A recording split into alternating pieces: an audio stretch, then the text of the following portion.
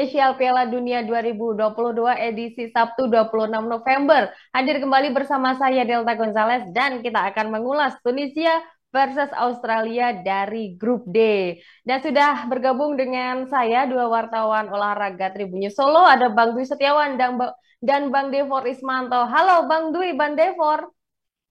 Halo, halo, halo Delta dan halo Iya, Delfor.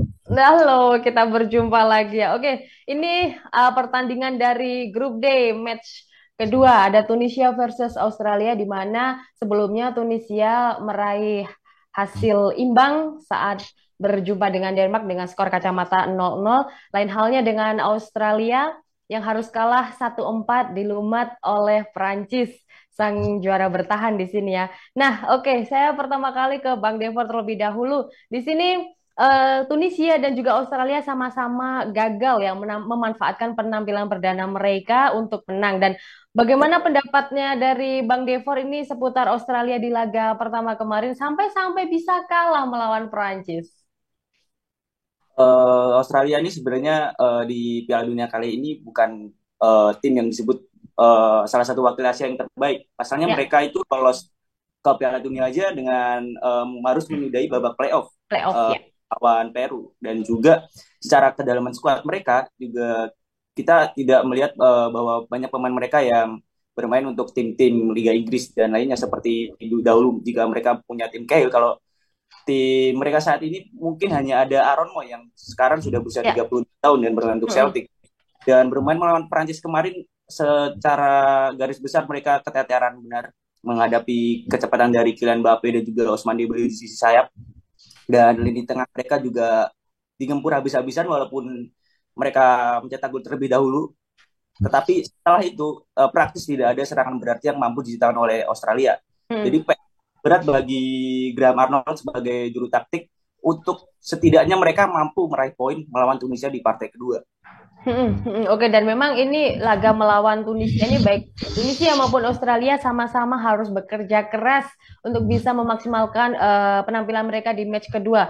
Bang Dwi, bagaimana dengan penampilan Tunisia saat bisa berhasil menahan imbang Denmark di laga pertama mereka? Ya, ini kan Tunisia kemarin untuk Piala Dunia kali ini kan menjadi partisipasi mereka yang keenam ya dalam Ya. sejarah, di mana dia sudah 5 kali tampil tahun 78, 98, 2002, 2006, dan terakhir 2018 kemarin di Rusia. Tapi memang sayangnya nggak pernah lolos dari babak penyisihan grup. Dan ini menjadi momentum untuk Tunisia bisa lolos mencetak sejarah pertama kali lolos ke 16 besar. Kalau bicara soal laga Tunisia melawan Denmark kemarin, kalau saya melihatnya ini imbang rasa menang justru ya. Karena melihat Benar. memang Denmark ini kan tidak bisa dianggap remeh ya. Kalau kita rekam jejak ke belakang, dia lolos di kualifikasi Piala Dunia itu dengan 9 kemenangan, satu kekalahan hampir sempurna kalau tidak kalah di matchday terakhir. Terus di UEFA Nations League juga menjadi nomor 2, kalah di matchday terakhir juga di babak Kroasia gitu. Jadi melihat performa dan sekuat yang dimiliki Tunisia menahan imbang Denmark ini menjadi sebuah bekal yang positif untuk menghadapi Australia kali ini. Apalagi kan mereka juga sempat mencetak gol ya, walaupun akhirnya dianulir karena offset. Ya. Ya, setidaknya catatan clean sheet ini menjadi bekal dia untuk menghadapi Australia, apalagi clean sheet melawan Denmark kemarin menjadi clean sheet pertama mereka sejak Piala Dunia 1978. Ya, oke. Saya sepakat dengan apa tadi ungkapan Imbang imbang rasa menang. tapi serasa menang gitu ya. Karena Ya. sejauh ini juga memang Denmark selalu diunggulkan dari timnas-timnas yang berasal dari Eropa. Dan sekarang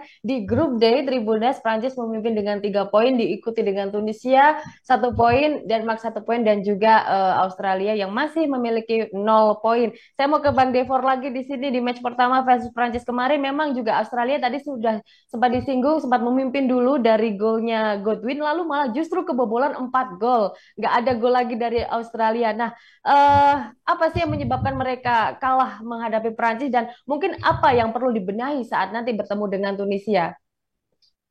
Di atas kertas kedalaman skuad ya melawan Prancis dengan pemain-pemain mentereng mereka, jelas Australia bukan sesuatu yang mengejutkan mereka Hmm. kalah yang mencolok, dan di laga melawan Tunisia ini mereka tak boleh untuk bermain pasif seperti melawan Prancis. Mereka harus keluar menyerang karena secara level Tunisia ini sejajar lah dengan Australia. Jadi peluang mereka untuk mendapatkan 3 poin paling besar adalah untuk melawan Tunisia ini dibanding Ya. melawan Denmark yang sudah menunggu di partai selanjutnya. Hmm. Dan secara garis besar mereka seharusnya berani bermain pressing ke depan untuk mempressing pertahanan Tunisia yang sebenarnya walaupun mencatatkan clean sheet melawan Denmark, mereka digubur habis-habisan dengan Christian Eriksen. Ya. Dan peran Aaron Moy di sini dengan pengalamannya yang sudah bermain 10 tahun lebih bersama timnas Australia seharusnya bisa mengangkat mental para pemain-pemain muda yang dibawa oleh Graham Arnold ini untuk dapat meraih 3 poin pertama melawan Tunisia. Oke. Jadi memang kalau dikata ya kita tidak tahu apakah Australia bisa memaksimalkan atau bahkan bisa menang lawan Tunisia ini yang namanya bola itu bundar, apalagi ini Piala Dunia 2022 banyak banget kejutan-kejutan yang sudah hadir dari semenjak laga pertama. Oke, ke Bang Dwi lagi di sini. Meskipun Tunisia mungkin kurang kedalaman skuadnya yang sampai tidak bisa menjebol, bisa menahan imbang tapi tidak bisa menjebol gawang Denmark, tapi tercatat juga masih bisa membuat 13 tembakan, namun juga tetap lagi-lagi tidak bisa membuat gol saat bertemu dengan Denmark kemarin. Di laga pertama kelihatannya catatannya di lini depan masih sangat lemah begitu ya Bang Dwi ya. Lantas prediksi penampilan Tunisia saat melawan Australia bakal seperti apa ini nanti? Ya, mungkin yang menjadi sorotan Tunisia gagal mengonversikan peluang pada ini ya match day pertama kemarin. Memang yang pertama adalah efektivitas bagaimana Tunisia ini memanfaatkan peluangnya. Tadi Delta udah menyebutkan bahwa 13 tembakan yang dilepaskan oleh pemain Tunisia, tapi hanya satu yang mengarah ke gawang Denmark. Dan itu pun juga digagalkan oleh penampilan gemilang di bawah Mister Gawang. Nah, yang kedua adalah sebenarnya masalah utama dari tumpulnya lini depan Tunisia sendiri adalah absennya pemain andalan mereka, yaitu adalah Wahbi Khazri yang menjadi top skor Tunisia dengan 24 gol selama ini berkarir di timnas. Nah, itu seperti kehilangan untuk pencetak gol ulung di lini depan, dan kemungkinan mengingatkan Khazri ini kan tidak bermain ya di laga pertama dan di bangku cadangan, mungkin disimpan untuk bisa mencuri angka dan membantu untuk Tunisia meraih kemenangan pada laga kali ini. Jadi yang menjadi sorotan adalah tinggal bagaimana Tunisia ini bisa mengefektifkan peluang dan bisa memanfaatkan rapuhnya pertahanan Australia. Kalau Prancis kan nyasarnya di sisi sayap lah, nah itu bisa datang Tunisia pada laga kali ini untuk meraih kemenangan. Iya, oke. Begitu pula Bang Devor dengan Australia yang juga masih melempem ini lini depannya ini ya, hanya bisa menjebol 1 gol aja tapi malah kebobolan 4. Jika Australia kalah lagi saat bertemu dengan Tunisia, mau nggak mau mereka harus pulang lebih awal dari Qatar. Nah, apa nih, bagaimana prediksinya Bang Devor seputar penampilan Australia saat bertemu dengan Tunisia besok? Apa perlu dibenahi atau perombakan strategi dari pelatih Graham Arnold mungkin?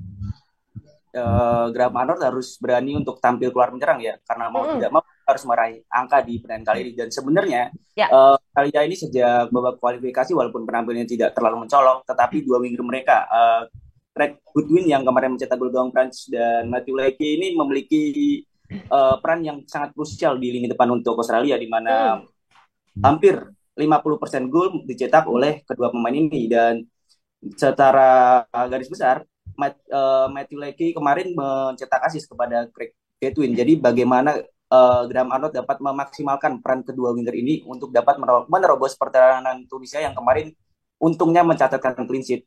Jadi mungkin Australia tidak akan menerapkan perombakan yang terlalu banyak, tetapi lebih berani untuk keluar menyerang saat menghadapi Tunisia. Ya, harus berani keluar menyerang saat bertemu dengan Tunisia. Lantas siapa ini akan aktor dari serangan Australia atau mungkin pemain kunci yang akan dipasang untuk melawan Tunisia nanti? Yang jelas di lini tengah ada Aaron Moy yang pernah bermain untuk Manchester City dan Brighton. Sebagai gelandang dia memiliki sebagai gelandang box to box, dia dapat bermain secara menyerang dan bertahan dengan sama bagusnya. Dan dibahas tadi ada Craig Goodwin yang mencetak gol ke gawang Prancis yang bermain sendiri pastinya akan menjadi andalan di lini depan. Dan ada Matthew Leakey yang juga mencetak asis di laga sebelumnya, pasti akan diberi peran yang besar untuk dapat mengalahkan Tunisia nanti. Ya, itu dia pemain-pemain kunci dari Australia. Oke, saya mau ke Bang Dwi di sini. Pertemuan terakhir Tunisia dan juga Australia terjadi sudah sangat lama sekali, 17 tahun yang lalu, tapi ini menang Australia kalau tidak salah ya. Tapi dalam menang Tunisia 2-0. Namun dalam head to head 5 pertandingan terakhir justru Australia lebih unggul dengan catatan 4 menang dan 1 kalah. Bagaimana pendapatnya dari Bang Dwi? Apakah akan mempengaruhi penampilannya nanti saat bertemu? Ya, Australia ya cukup mendominasi ya dalam Ya.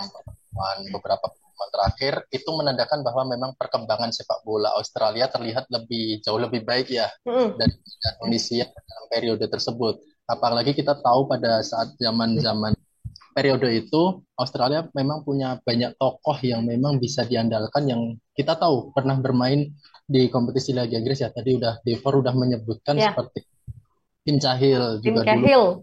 kan, Harry Kewell, terus Max Scherzer, terus ada juga Viduka ya. Itu kan menjadi sebuah kekuatan yang tidak bisa dianggap remeh. Tapi memang kondisi sekarang tuh seperti berbeda bagi Australia sendiri. Sehingga memang laga ini kemungkinan tidak akan head to head itu tidak akan terlalu berpengaruh. Mengingat pentingnya kemenangan bagi kedua tim, tentu kedua tim kan membawa wajah sepak bolanya masing-masing. Ya. Di mana Australia membawa wajah sepak bola Asia, terus untuk Tunisia membawa sepak bola Afrika yang belum menang di Piala Dunia kali ini, tentu head to head itu tidak akan terlalu berpengaruh. Tinggal Mm-mm. bagaimana setiap tim bisa memanfaatkan peluang yang ada dan bisa mengonversikan peluang yang ada itu untuk mencetak gol dan mencetak kemenangan.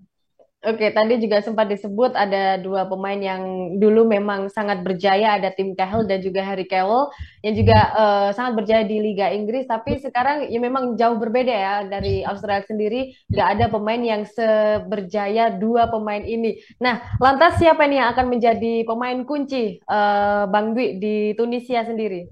Ya, kalau melihat Tunisia seperti yang saya katakan tadi kan untuk laga pertama kemarin kan kehilangan sosok Wahbi Khazri Ah, yang menjadi mm-mm. skor Tunisia. Dan saya yakin alasan di bangku cadangkan kemarin pada saat melawan Denmark itu memang selain kebugaran, tentu ini menjadi sebuah senjata rahasia yang akan dioptimalkan Ya, Tunisia menjebol jala gawang Australia yang sudah dibobol 4 gol melawan Prancis kemarin. Jadi dengan dukungan Joseph Sakni dan Sakni. Isam, tentu keran gol Tunisia ini saya yakin bisa pecah nantinya untuk pada laga besok melawan Australia. Ya, apalagi juga dalam catatan Yosef Sakni saat bertemu dengan Denmark sempat melesakkan 3 tembakan, namun juga tidak terjadi gol. Tapi ini juga sudah termasuk prestasi sendiri bagi Yosef Sakni dan pembuktiannya untuk menjadi pemain kunci versus Australia. Prediksi skor Bang Devor untuk laga Tunisia versus Australia. Ya, Australia yang sebagai salah satu wakil Asia pasti termotivasi ya dengan berhasilnya Arab Saudi dan juga Jepang Ya. yang berhasil meraih 3 angka melawan tim besar, dan Australia tentu tak mau kalah, apalagi mereka tentu juga tak ingin pulang lebih cepat Mm-mm. di penampilan mereka di Qatar. Prediksi saya mungkin Australia dapat menang dengan skor 2-1. 2-1 untuk Australia cukup realistis dan cukup tipis pula di sini. Bang Dwi setuju atau ada angka lain yang mau disebutkan?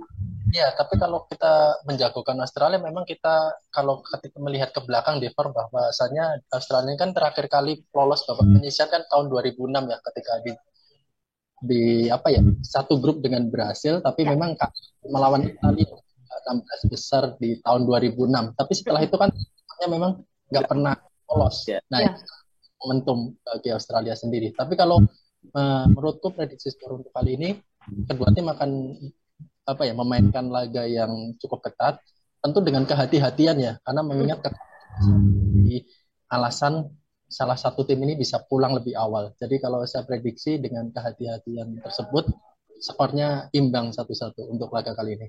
Imbang 1-1 untuk laga Tunisia versus Australia, prediksi skor dari Bang Dwi, dan tentunya jika ini hasil imbang ini benar-benar terjadi, itu tandanya Australia harus memaksimalkan di match ketiga besok. Tapi kita tidak tahu ya, kejutan-kejutan akan selalu ada. Seperti itu. Oke, terima kasih ya Bang Dwi Setiawan dan juga Bang Devor Ismanto, wartawan olahraga Tribun News Solo. Luar biasa sekali ulasannya antara Tunisia versus Australia, match kedua di grup D. Dan Tribuners jangan lewatkan program Super Score edisi spesial Piala Dunia 2022 yang akan tayang di YouTube Tribunnews dan Facebook Tribunnews, tayang setiap hari selama gelaran Piala Dunia tepat 1 jam jelang pertandingan. Saya Delta Gonzalez pamit undur diri. Terima kasih atas kebersamaan Anda. Goodbye.